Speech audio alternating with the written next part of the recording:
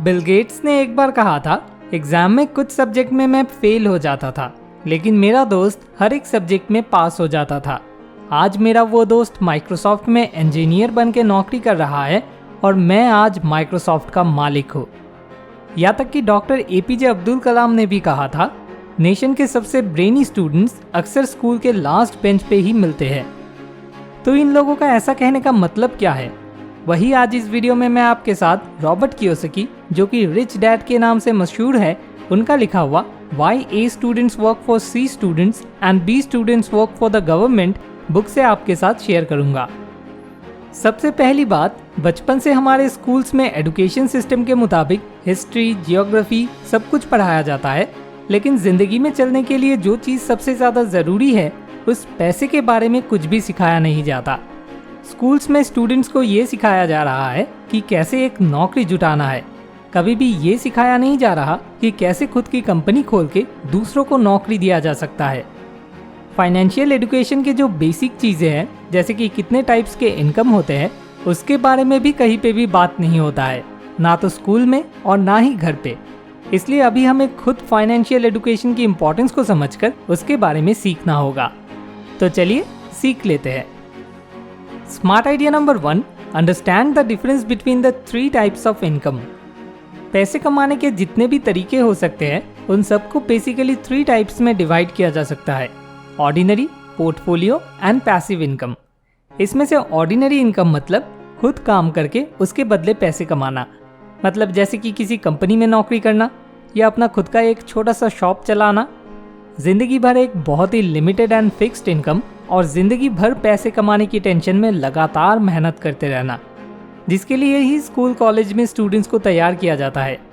इसलिए जाहिर सी बात है, ज़्यादातर लोग इसी रास्ते को चुन लेते हैं और लाइफ में कभी भी फाइनेंशियल इंडिपेंडेंस हासिल नहीं कर पाते। फाइनेंशियल इंडिपेंडेंस मतलब जब आपको और पैसा कमाने के लिए काम करने की ज़रूरत नहीं पड़ता है। नेक्स्ट, पोर्टफोलियो इनकम मतलब अपने पैसे को काम में लगाकर पैसे से पैसा कमाना। ये ऑर्डिनरी इनकम के मुकाबले कई ज़्यादा बेटर है, लेकिन इसमें रिस्क काफ़ी हाई होने की वजह से इसे बेस्ट तरीका नहीं कहा जा सकता और इस तरीके से भी फाइनेंशियल इंडिपेंडेंस हासिल करने में कई साल लग जाता है।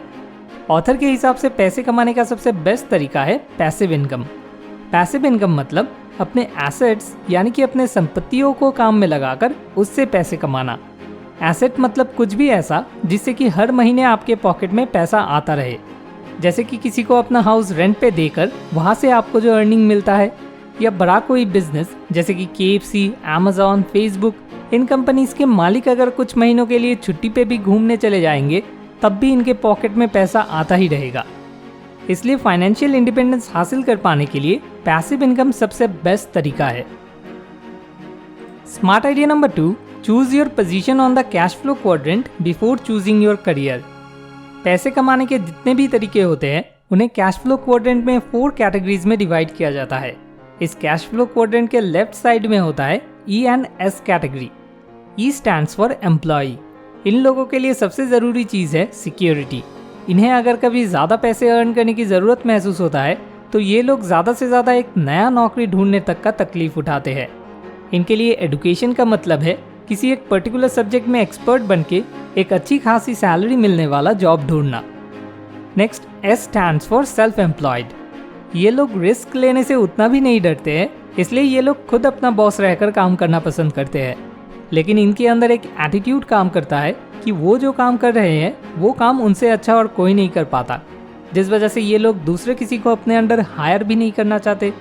अकेले जितना टाइम के लिए काम करते हैं, उसे उन्हें जितना इनकम होता है उसी में इनका अर्निंग लिमिटेड रहता है, जैसे कि डॉक्टर, लॉयर या फ्रीलांसर।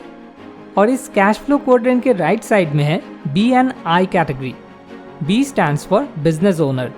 ये लोग एम्प्लॉय एंड सेल्फ एम्प्लॉयड लोगों से काम करवाकर अपने बिजनेस को पूरा एक सिस्टम के अंदर ले आकर ऑटो पायलट मोड में लेके चले आते हैं, जिस वजह से ये लोग इस कैटेगरी के लोगों के जैसे सिर्फ जितना टाइम के लिए काम करते हैं उतने टाइम के लिए ही अर्न नहीं करते, बल्कि जब ये काम नहीं भी करते हैं तब भी इन लोगों का अर्निंग होता ही रहता है।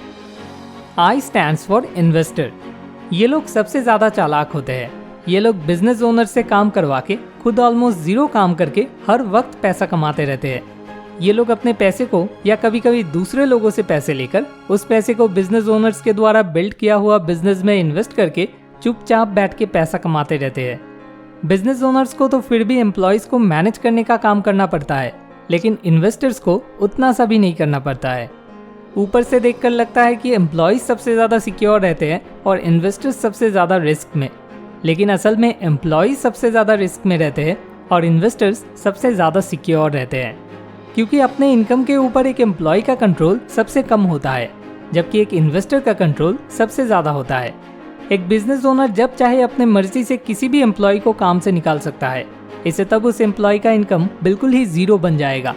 लेकिन एक इन्वेस्टर के पास हमेशा एक नहीं बल्कि हजारों ऑप्शंस होते हैं इन्वेस्ट करने के लिए। तो आप कैश फ्लो क्वाड्रेंट में कौन सी कैटेगरी के प्रोफेशन को ज़्यादा प्रेफर करोगे?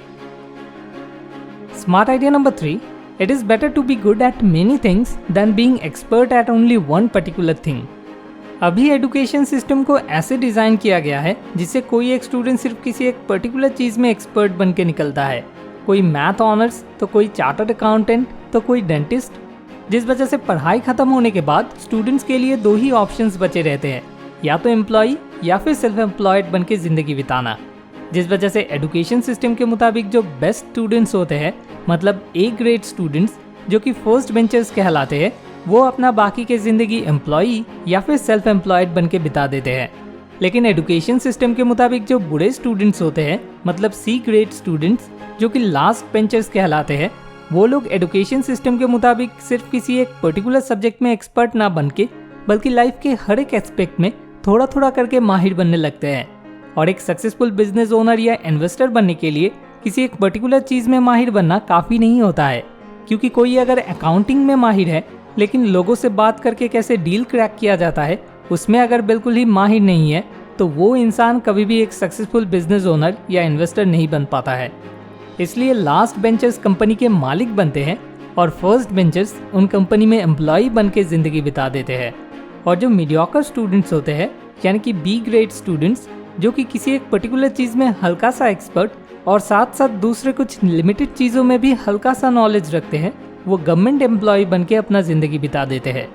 जैसे कि सर अल्बर्ट आइंस्टाइन ने कहा था, कोई स्कूल की किताब पढ़ के जो सीखता है वो सब कुछ भूल जाने के बाद उनके अंदर जो पढ़ा हुआ रहता है वही उनका असली एजुकेशन है। आप चाहो तो नीचे डिस्क्रिप्शन में दिए हुए लिंक से जाकर रॉबर्ट कियोसाकी का लिखा हुआ why C students work for A students इस बुक को खरीद सकते हो।